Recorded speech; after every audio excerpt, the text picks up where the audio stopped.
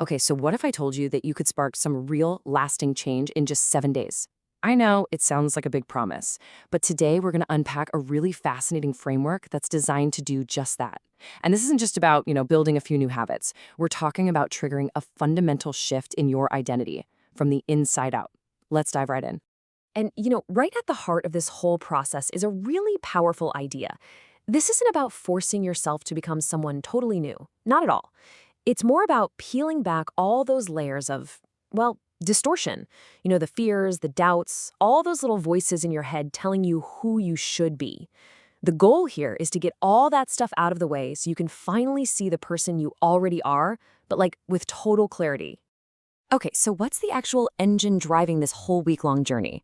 Well, it all boils down to this one core concept called structured internal recalibration. Sounds a little technical, right? Don't worry, let's break down what that really means.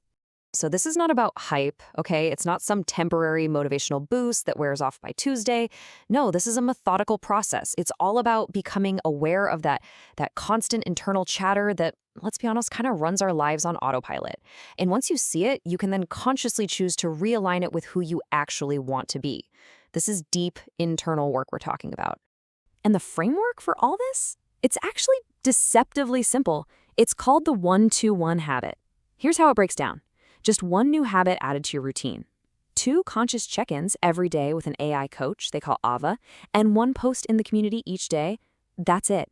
It's this super consistent, super simple structure that creates the foundation for some really powerful change. All right, so let's see how this whole thing actually builds day by day. We're going to start with the first 2 days, because this is all about creating a solid baseline and just getting that initial momentum going. Super important. Day 1 is so crucial. The entire task for the day is to capture a really honest before snapshot of yourself. You basically document where you are right now, what you're feeling stuck on, what you've been avoiding. And look, this isn't for anyone else to see. It's for you. It's so that a week from now, you can look back and have undeniable proof of your own transformation. And get this. This is pretty powerful. Just by showing up for day 2, just by coming back, you're already in the top 20% of people who actually use the things they buy or invest in. Think about that. That one simple act of showing up again puts you in a completely different league. Okay, so on day 2, the focus shifts to capturing your very first win, and specifically what the program calls the almost moments. And this is where the good stuff is. Think about it. I almost deleted that post, but I didn't. Or I almost said yes when I really meant no, but I held my ground. That is where the change really happens. It's in those tiny, tiny little moments, those little hinges that swing massive doors. All right, now we've come to what is basically the make or break moment of the entire week. Day 3. You can think of this as the great filter. It's that point where all the initial excitement starts to fade away, and the real test, well, the real test begins. I mean, just look at this. You can see the pattern so clearly here. Participation on day 1 and day 2, super high. And then, boom, a massive drop-off on day 3. It's like a predictable statistical cliff that people just fall off of. Which, of course, leads us to the most critical question of all: why? What is it about day 3 specifically that sends so many people completely off track? Well, the excuse is always something external, right? Oh, I'm just too busy. Life got in the way. I'll catch up later. We've all been there. But the truth is actually much simpler, and it's way more internal. The novelty just wore off. That initial rush is gone, and now it's just about doing the work. And this is such a crucial point. The people who actually transform, they aren't always the most disciplined people in the world.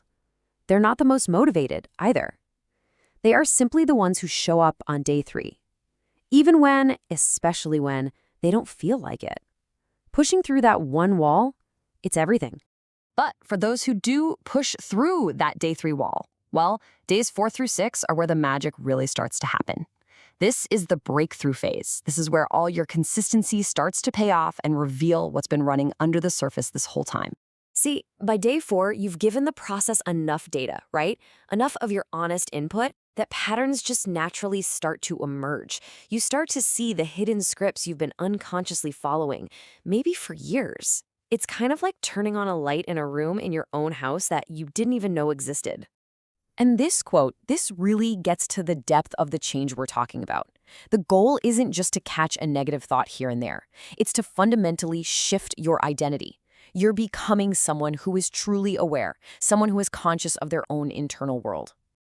So what does that actually look like in practice? Well, the old version of you would have defaulted to some familiar, probably limiting behavior. But the new you, the person you are actively becoming, consciously chooses a different, more empowered action instead. When you get right down to it, this whole process is basically about upgrading your internal operating system. It's about consciously identifying a limiting belief, that old piece of code like, it has to be perfect, and then intentionally replacing it with an empowering one, an upgrade, like, no, it just has to be real. And that brings us to the final day of the week, the grand finale, day 7. This day is all about integration. It's about cementing all the work you've done by creating tangible proof of your own change. So the final task is simply to articulate your transformation. By actually writing out your story from the past week, you take all those small shifts, all the little insights, and the new actions you took, and you weave them together into a coherent story. And that act of storytelling, it makes the change feel real. It solidifies it in your mind. And don't worry, there's a really clear structure for telling this story. It takes you all the way from your starting point back on day 1, through the limiting beliefs you uncovered, to the specific concrete actions you took, and finally, to what you now see as possible for yourself. It's a complete personal arc of transformation. And look, this final step is so important, really for 2 big reasons. First, it's powerful, undeniable evidence for yourself that you have actually changed. And second, when you share it, your story acts like a permission slip for someone else out there who is right where you were just 7 days ago. It shows them what's possible. Ultimately, this whole 7-day process points toward one powerful, ongoing question. It's not really about who you were, or even who you are right in this moment. It's about being an active participant in the process of deciding, who are you becoming?